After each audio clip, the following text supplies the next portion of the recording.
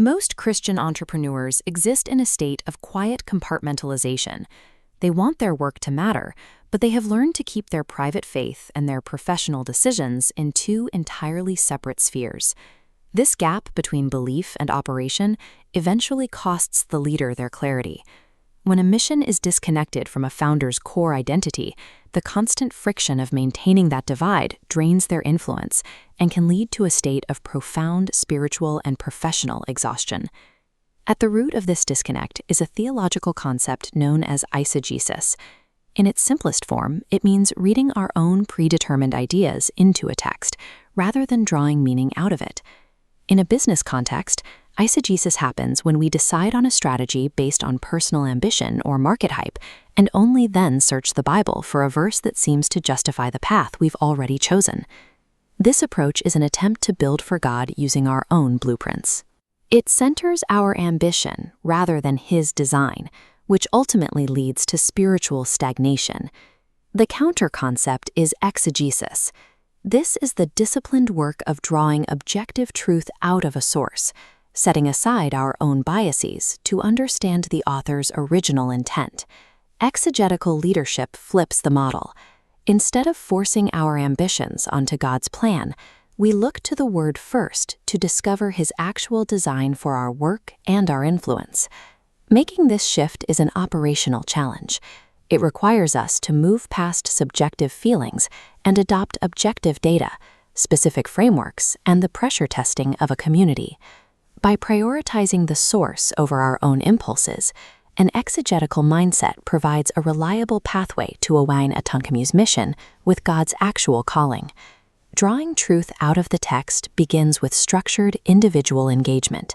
It requires moving past passive reading and adopting an inductive approach to study. This diagram illustrates the SOAP method, an operational framework for extracting truth.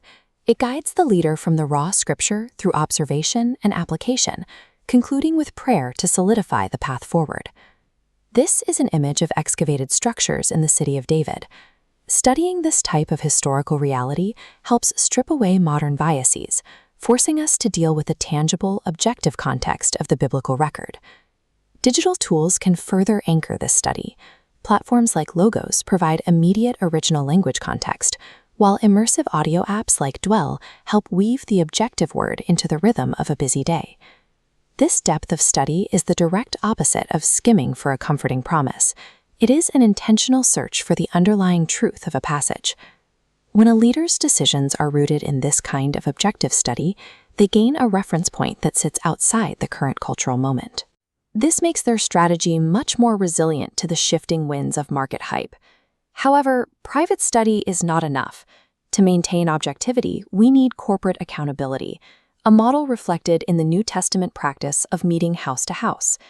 While a large crowd provides inspiration, it cannot provide the intimacy required for true pastoral care or personal accountability. This image represents the Foundation Group model.